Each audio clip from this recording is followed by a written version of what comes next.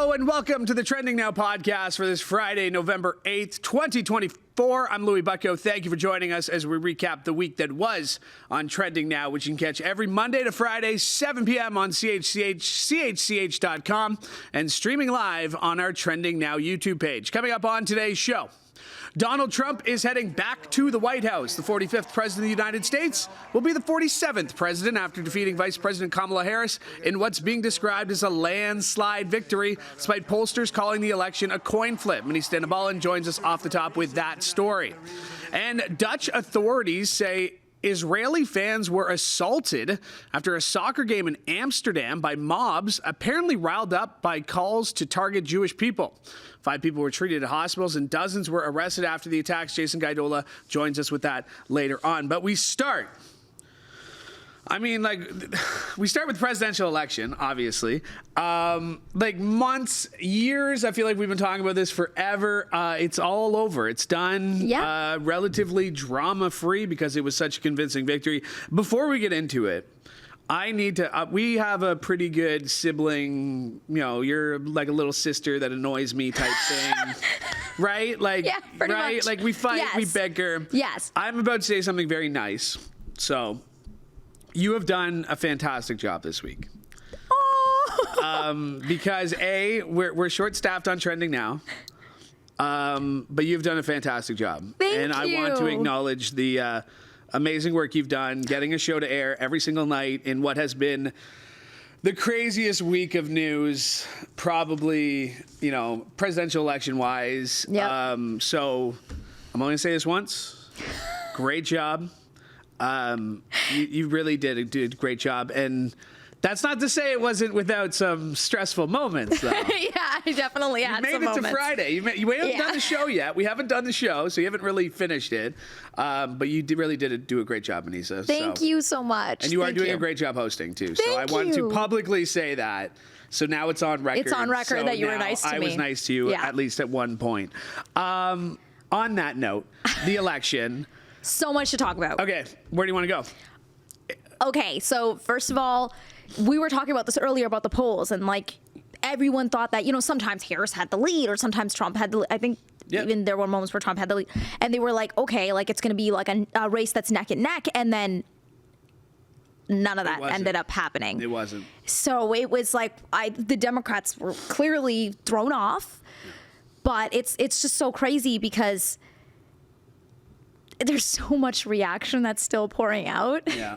And I just don't even know where to start, actually, to be honest. So, yeah, and I, listen, I'll be honest, too. I've obviously been on this show, and I've had opinions about things, and I've had opinions about Trump, and, I've sat here and said I don't understand it. And I still don't understand it. Yeah. But he's the winner. Yeah. More Americans voted for him than for Kamala Harris. I don't understand that country. And I'll be honest, I went to our boss before the show today. I'm like, I don't even know what to say. What am I supposed to say, watcher, viewer? Okay, here's a fact that I'm going to say. Okay. He was convicted on 34 felony counts of falsifying documents. Yeah. He's now elected for a second term. That's all I'm going to say. So our boss, printed out this article, got me to read it. Dave Froome, he's a longtime speechwriter. He's a Republican. He's Canadian, though. This first paragraph really sums it up pretty well. It's in The Atlantic. Trump won, now what? Donald Trump has won and will become president for the second time. Those who voted for him will now celebrate their victory. The rest of us need to prepare to live in a different America. A country where millions of our fellow citizens voted for a president who knowingly promotes hatred and division, who lies blatantly, shamelessly, every time he appears in public, who plotted to overturn an election in 2020, and had he not won, was planning to try again in 2024. I'll continue. Above all, we must learn to live in America where an overwhelming number of our fellow citizens have chosen a president who holds the most fundamental values and traditions of our democracy, our Constitution, and even our military in contempt.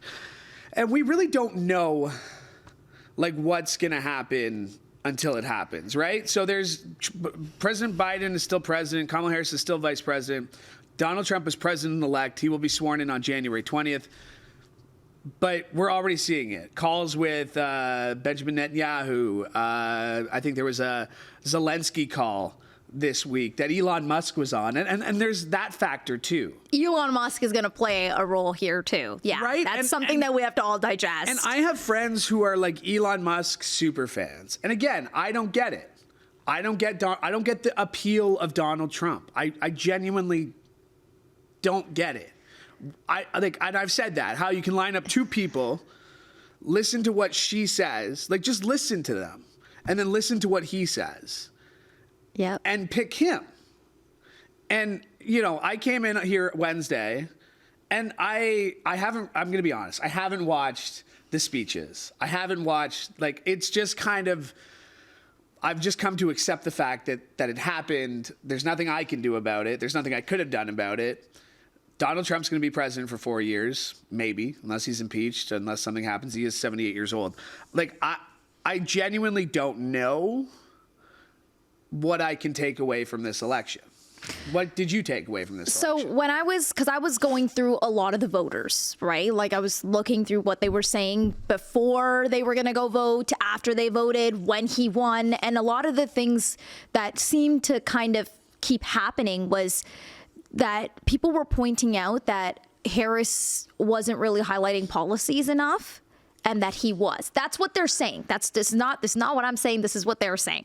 And then there was also the other aspect of people are also afraid now how much hatred is going to be promoted. There's those people as well. There was also the whole border situation as well. And then, you know, there's a lot of things going on there. And people are worried. People are happy and celebrating. I don't know what to say. Yeah, neither do I. I don't know where to like wrap my head around all this. I mean, like it's like this week's kind of been a blur. I'm gonna be honest, and again, I've probably paid too much attention to what happens in the States the last 8 years. So I don't know if this is like all right, red flag, just whatever. It's America. Stop watching the news in America. Focus on what's going on here. But it's one of those things that like I really don't know what to expect. Like I think people forget what happened 4 years ago, and you know he was impeached twice. You know and that's the other thing. He's more popular now than he was when he was impeached, or when he left office last time. You know the thing is though, I don't even know if they forgot, because that's one of the things that was being said during the campaigns. Like that was. Like every single thing that was against him was being repeated all the time to help their campaign. Yeah. Right? Like, so I don't even know if it's a sense of forgetting. It's just, I just. So the one thing is the numbers, like Kamala Harris did worse than Joe Biden did, first of all. So there's going to be that discussion. Should Joe Biden have left the race in the first place? And there's a general sense that, and you and I have talked about this, that there's enough. I'm not saying all of America is sexist. I'm not saying all of America is racist. I'm saying there's enough sexist people in America. There's enough racist people in America that could have swung the election. And I just think I think that's a fact. And I know that that's probably doesn't make any sense to say I think it's a fact, but I think we saw it with Latin voters. I was watching a lot of coverage afterwards that said like there were a lot of Latin men who are, you know, the men of the households who just who just will never vote for a woman. Yeah. And, you know, I don't know how you feel about that, but I like, again, I'm not calling America racist. I'm not calling it sexist. I'm saying there's enough people who could have swung this election for Donald Trump. That's what I noticed too. Like it just speaks volumes to like wake up and see that happen. It just shows it's 2024, and that's the case.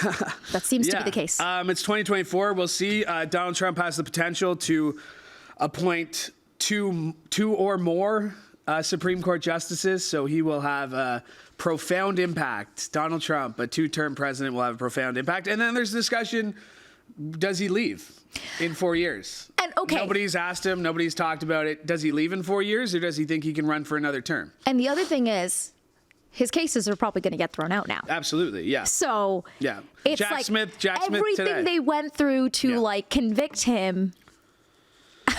he's supposed to be sentenced in November. I like genuinely as a news person, as somebody who has like a little tiny platform here, like I'm just generally just so like, I don't know. You have a platform here?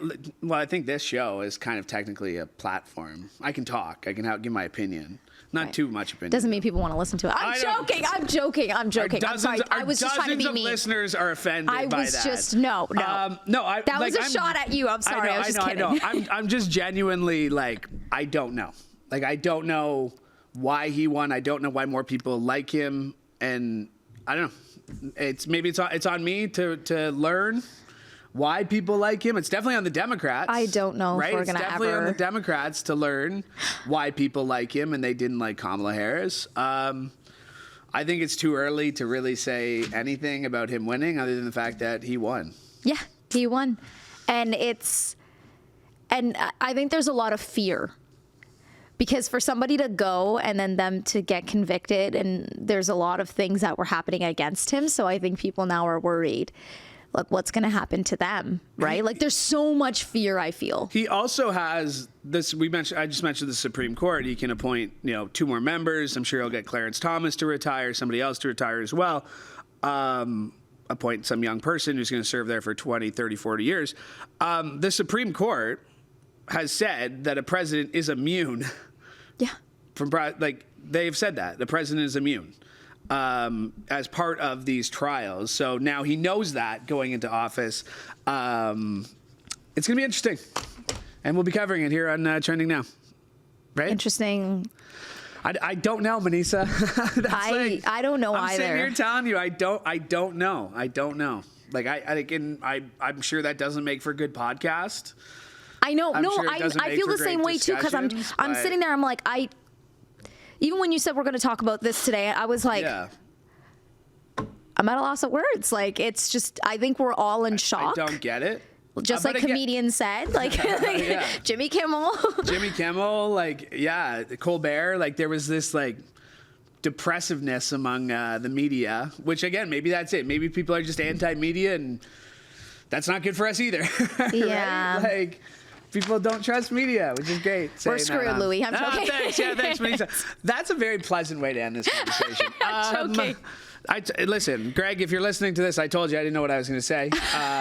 That's what I got from you. Manisa Tannenbaum, thanks for doing this. Thank you. All right, Jason Guidola coming up right now as we continue our discussion. And really, on Trending Now this week, there were really only 2 topics of conversation, one being Monday, Tuesday, leading up to the election, Wednesday, Thursday, Friday.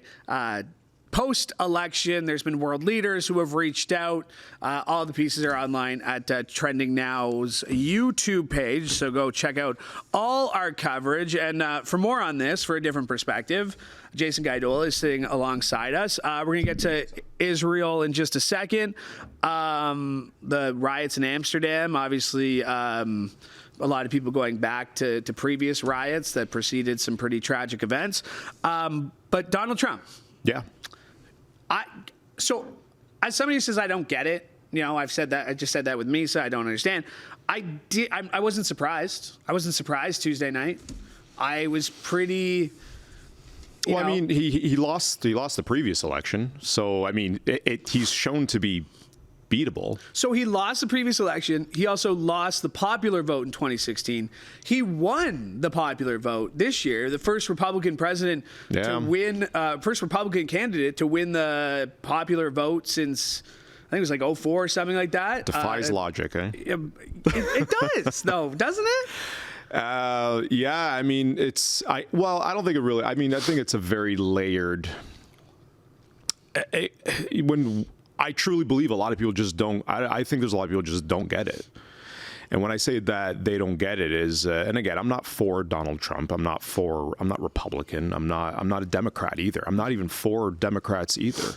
Yeah. I really think that we're living in a day where we're becoming so polarized in our own beliefs that it's just emboldening people to go further on the fringes. And I just think Isn't that scary? Well, it's scary because I think people forget. There's a severe lack of civility today, and people become less civilized when they panic, right? Yeah. And now the panic's kicking in. It's like, oh my God.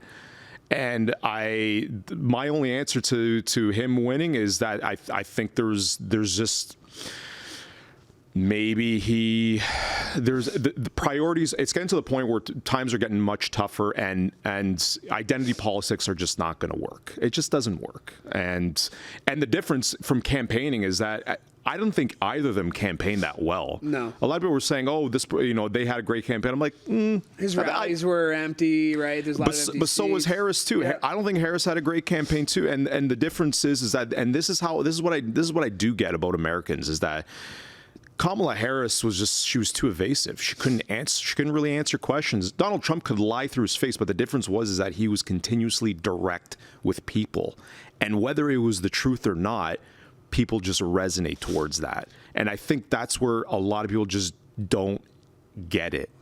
And I'm sorry to say it, but that's just it. Say what you want about it, but that is I think that's what's happened, and they just don't care. They What just the don't hell care. is Dana White doing right there? At his presidential acceptance. Dana White's probably getting Here's getting the Donald bag, Trump. And the if envelopes. you're listening to this, we got a picture of Donald Trump on the stage after he won. You got Lara Trump, whatever her name is, wife of Eric, but she's also the RNC chair, I believe she is. So it goes Lara Trump, Eric Trump, Dana White. Yeah, but again, Dana I don't White, know. Elon Musk, Theo Vaughn, Joe Rogan, they could have swung this, right? Joe Rogan sat with Trump for 3 hours. Like that. Yeah. That he was, also that offered was a Kamala reason. Harris to go on his podcast Absolutely. too, and she declined. She should have taken him I up don't on know. it. Like at the end of the day, it's just I don't know. I think deep down inside, he's I think he's going to be a ratings bonanza for our news stations, because he's probably going to say something something crazy every day. And Donald Trump has gotten what he's wanted since he, reading about him, since he came on the scene in New York in the 80s, tabloids, like everybody is talking about him. He is the world's most famous man. And so he won. Donald Trump won. People get intoxicated with it because he just riffs. It's just riffing, and he could do it for like an hour, and he did like hundreds of rallies. It's just like, how could he just continuously do this? And it's funny how you can go to that rally and say absolutely nothing for 1 hour, and people just eat it up. And it just, I mean, it's just. I don't get it. I get it, but I mean, I don't get it. Like, yeah, I'm with you in the realm of like, I don't get it. Why people just don't like. People don't see through. There's no substance to it. They don't notice the substance. But I do get it, where it's just. I don't know. Maybe they just voted for him because they're entertained by it. I think as the substance entertainment, that's fine. But like the things that he says that are patently false. Yeah. Like, how can you? Well, yeah. Like there's like he's lying to you. Oh yeah. Like. Oh, but he's doing it because there's no explanation a huge liar. as for why he's lying to you. Because he knows he can. He knows. Well, it's not going away. We're going to be talking about Trump for the rest of our lives. So. We're going to move on. Yeah. The Prime Minister of the Netherlands says he is, was that right? The Prime Minister? Dutch PM. Yeah. So Prime Minister of the Netherlands. Yes. He says he's ashamed by the Amsterdam attacks on Israeli soccer fans. Tell us a little bit about what happened last night. Yeah, it was a jarring scene. I mean, this is not your typical like hooliganism in soccer. It is jarring because, I mean, talk about escalation. How we're starting. I think we're starting to see we're starting to see things get the limits being pushed here, and I think at the end of the day, I mean, I think authorities in a lot of countries especially here in Canada, they're kind of at the crossroads. They like how much more. Like how much further are they willing to go to protect people from either just riots and dangerous assembly, targeting. It's a hard thing to do, but I'm sure I'm sure a lot of like security authorities, they're going to have to take a hard look on how are we going to keep society safe, and I'm sure this probably spills over into politics and who you vote for and all that stuff. But that's what's boiling down to, is that when we're seeing more and more of this stuff, and you can probably tie this into the States and Trump and all that stuff, but like it's going to come down to like, are people going to be able to afford life? Are people going to be able to know that they can be safe? So, these are like Maslow hierarchy of needs we're talking here. Like it's getting to that point. Yeah. And it's a troubling scene, and and a lot of debate on whether Maccabi Tel Aviv should have been in it, because they banned Russian teams not to be participate in the UEFA competitions.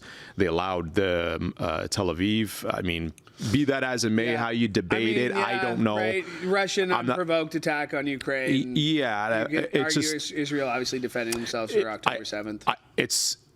This could be a game changer in regards to how countries are going to start screening people, visitors, and start how they deploy their law enforcement on these events. Because when you get so many people in all one place, there's always going to be a security risk, and that's going to be much heightened. I really don't know the answer, but something intelligent, something sophisticated, not just brute force, but something sophisticated has to be done to kind of quell this, right?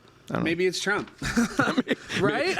He's a peacemaker. Maybe it's Trump. He acts like a dictator, but he says, "I'm going to make peace." Listen, there's a lot of things, and like even rational. I've been in more than a couple of group text messages group chats where you say something about Trump, and you're like, well, maybe he's on to something. I don't know. Trump is like a cartoon character, and he's also he's like a WWE character. He can literally say, "I'm going to do this," and then the next day he's like, "You know what? This is not so bad. I won't do anything." He leaves that unpredictability on deliberate. I know we're going back to Trump, but that's what it is, though. But if he thinks he can end something, man, do it then. The one thing about Trump that people have said that I've read about is that he will always listen to the last person who speaks to him. So if you're the last person to put an idea into his head before he goes out and does something, that's the idea he's going to go with. And it's great. Good. Maybe why Dana White was on the main stage. Didn't see Elon Musk there. Could get into the whole Elon Musk thing too. Twitter obviously played a huge role in this election. And that was the other thing. The 2020 election, there were hearings on did Twitter interfere in the presidential election. Here we had the owner of Twitter amplifying Republican voices. It's not amplifying his own voice. It's not just that. I think there's a serious shadow banning 100% effort, but let's be fair. The shadow banning's been going on. I'm sure a lot of it had to do in the previous election. Now that it's Elon Musk running the show, even pre-Musk, I'll have to disagree with you there. Right. The shadow banning's been a big thing for quite a few years now. The amplification of Republican voices on Twitter. Like, I've thought about quitting Twitter. Could you quit Twitter? No. Would you quit Twitter? No. No. I'm less